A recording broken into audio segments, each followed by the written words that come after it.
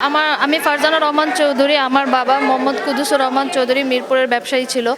আমার বাবাকে 2013 সালে র্যাব 4-এর ক্যাপ্টেন হাসিব, কর্নেল কামরুল, ওরা হচ্ছে অবসরপ্রাপ্ত কর্নেল আরিফুল আজম আওয়ামী লীগের সভাপতি ছিল খুলনার, ওনার নেতৃত্বে আমার আব্বুকে হচ্ছে উঠায় নিয়ে যায়। উঠায় নিয়ে আমার আব্বু থেকে 9,60,00,000 টাকার চেক নেয়, 4টা গাড়ি নেয়, 2 লাখ টাকা নগদ নেয়, আর একটা জমির কাগজে ব্ল্যাঙ্ক সই নেয়। তো তারপর আমার আব্বুকে হুমকি দেয়, যদি আমার আব্বু এই বিষয়ে সাংবাদিক সম্মেলন করে বা মামলা করে তাহলে আমার আব্বুকে হচ্ছে গুম করা হবে বা ক্রসফায়ার দেওয়া হবে। তারপর আমার আব্বু 2014 আমার আব্বু তারপর হচ্ছে মামলা করে, বের হয়ে ওখান থেকে মামলা করার পর আমার আব্বুকে হচ্ছে মামলা চলমান অবস্থায় ছিল। আর ওই র্যাবের কর্মকর্তাদের চাকরি চলে যাওয়ার মতো অবস্থা ছিল। তো তখনই আমার আব্বুকে 2014 সালে হচ্ছে মিরপুর থেকে আমার আব্বুকে উঠাই নিয়ে যায়। এরপর এখন পর্যন্ত আমার বাবাকে পাই নাই।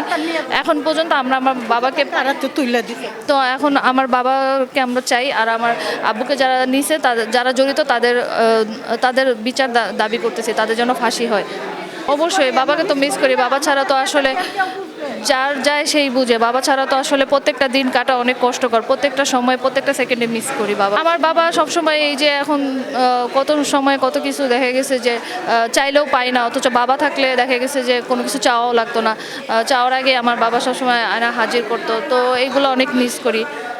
এই যে র্যাব 4-এর ক্যাপ্টেন হাসিব, কর্নেল কামরুল, আর আমার আব্বুর পিএস ছিল হুক্কু সাত্তার, তারপর কর্নেল আরিফুল আজম, ওনারাই জড়িত। এখন ওনাদের বিরুদ্ধে আমরা মামলা করছি, গুম কমিশন অভিযোগ করছি, বিশেষ ট্রাইব্যুনালও মামলা করছি, কিন্তু আমরা কোনো সহযোগিতা পাই নাই।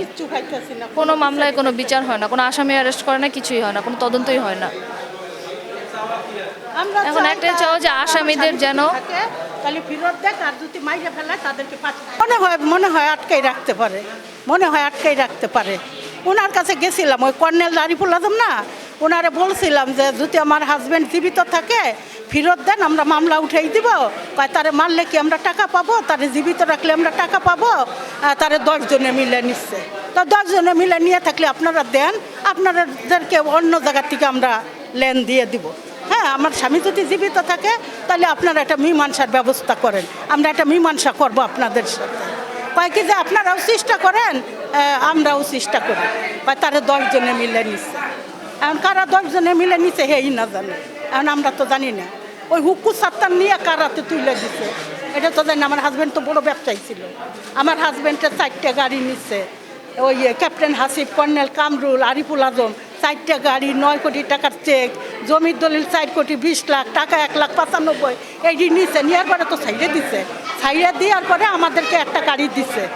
আমরা বললাম যে 4টা গাড়ি নিয়ে গেলেন, গাড়ি ছাড়া বা বাচ্চারা কীভাবে। হ্যাঁ, তখন আমাদের আবার কর্নেলরা একটা গাড়ি দিয়ে দেয়, বুঝছেন। পরে দেওয়ার পরে আমার হাজব্যান্ডটা সাইডে দেয়।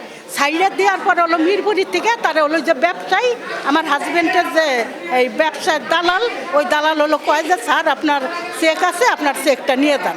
তখন সে মিরপুরি যায় চেক আনতে, তারপরে আমার হাজব্যান্ডকে কারাতে তুলে দেয় ওই হুক্কু সাত্তার জন্য। এখন আমরা আর কিছু জানি না, আমরা বহুত ঘুরছি, কোনো বিচার। আপনারা এখন কি চাচ্ছেন? আমরা চাইতেছি আমার স্বামী যদি জীবিত থাকে আমার স্বামীরা জীবিত ফেরত দেখ, আর যদি মাইরা ফেলায় তাদের আমরা ফাঁসি দেয়। আমার নাম সামিরা, আমার বাবার নাম মোহাম্মদ আলমগীর মোল্লা। 13/2/13 সালে আমার বাবাকে কিডন্যাপ করা হয়। লোটাস কামালের সামনে থেকে ডিবি পরিচয় দিয়ে আমার বাবাকে তুলে নিয়ে যাওয়া হয়।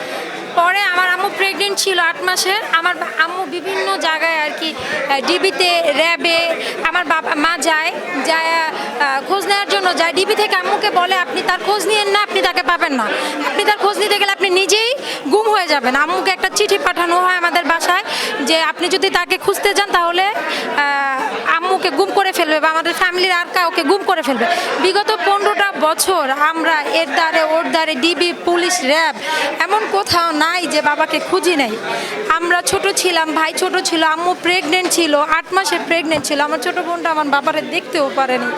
আজকে ওর 12-13 বছর বয়স হয়ে গেছে, ও আসলে জানে না বাবা কই আছে।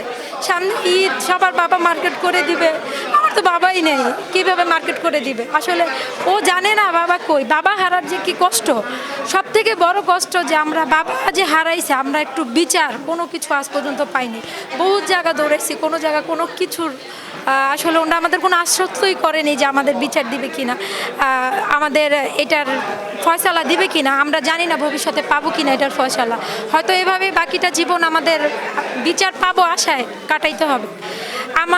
সরকারের কাছে আকুল আবেদন, আপনি একটু দেখবেন বিএনপি করার জন্যই কি মানুষ গুম হবে? দল দল করলেই কি মানুষ নিখোঁজ হয়ে যাবে? মানুষের জীবন এত সস্তা, তাদের জীবনের কি আমাদের জীবনের কি কোনো দাম নাই? আমার বাবার জীবনের, এই যে আরও কত মানুষ নিখোঁজ, তাদের জীবনের কি কোনো দাম নাই? আমরা সন্তান, মা, স্বামী যারা আছে সবাই দাঁড়ে দাঁড়ে ঘুরতেছে, আসলে কোনো বিচার পাইতেছি না। আপনাদের কাছে আকুল আবেদন থাকবে, আপনারা একটু দেখবেন যাতে সরকার এই ব্যাপারটা নিয়ে, গুম খুনের ব্যাপারটা নিয়ে যাতে একটু দেখে এবং আমাদের দিকে একটু দৃষ্টি দেয়। ধন্যবাদ। আমার জিওলগ বলছে একে তো আমি চিনি, এ তো বড় একদম চাঁদাবাজ, কিন্তু চাঁদা মানে এটা একদম মিথ্যা, অনর্থক। তারপর সে বলছে, তারপর বলেছে 1 সপ্তাহ অপেক্ষা করেন, আপনি একটা ভালো সংবাদে পাবেন, ওনাকে নিয়ে গ্রামে চলে যাবেন। তো আমার আপু বলছে যে ঠিক আছে, আমি গ্রামে কে বাংলাদেশে বাইরেও চলে যেতে পারবো। 1 সপ্তাহ পরে বলে আমার হাতে আর কিছু নেই। তাই যে উনি যেহেতু ওনার মুখ দিয়ে বলছে যে আপনি 1 সপ্তাহ পর আপনি এটা পাবেন, তাহলে 100% ওনার আন্ডারে ছিল। তাই আর কোনো কিছু আজ পর্যন্ত কোনো খোঁজখবর পাইনি। ডক্টর ইউনূস সরকারের আমলে অনেক জায়গায় গেছি, অনেক জায়গায় করছি, কোনো তথ্য পাইনি। এই 10টা টাকা আমার মেয়ে সেই যেদিন সকালে গেছে সেই দিন আমার মেয়েকে ভাইয়া দিছে, কারণ আমার ভাইয়াকে ও বাবা ডাকতো, চাচা আঙ্কেল হয়, বাবা ডাকতো। কিন্তু সে 10টা টাকা আজও সে 10টা টাকা তার থেকে হারায় না। আমার মেয়ে তখন ক্লাস 1-এ পড়তো, এখন সে ভার্সিটিতে পড়ে। তারপর তার কাছে 10 টাকা আছে, জানি না এই 10 টাকা সে আবার দেখতে পারবে কিনা। আমি চাই উনি জীবিত থাক, মৃত্যু থাক। আমার বোনে বিশাল একটা রোগে আক্রান্ত, ওনার টেনশন করতে করতে, দৌড়দৌড়ি করতে করতে অনেক, সে এখন ক্যান্সার হয়ে গেছে। একবার 4 স্টেজ হয়েছিল, আল্লাহর অসীম রহমতে সে ভালো হয়েছিল, আবার তার ক্যান্সার ধরা পড়ছে। জানি না সে কতদিন তার আয়ু আছে। তারপর আল্লাহর কাছে একটাই ফরিয়াদ করি যে আমার বোনটা জানি জানতে পারে যে ওনার স্বামী জীবিত আছে না মৃত আছে। এইটাই আমি বর্তমান সরকারের কাছে একটা জিনিসে আমি অনুরোধ করতেছি, আমাদের শুধু একটা সন্তান দেন, যে লোকটা বেঁচে আছে না মরে গেছে। আমি জানি বোনের মৃত্যুর আগে ওনাকে, ওনার মানে স্বামীর যে কী অবস্থাটা আছে আমি শুধু জানাতে পারি, এইটাই আমার বক্তব্য।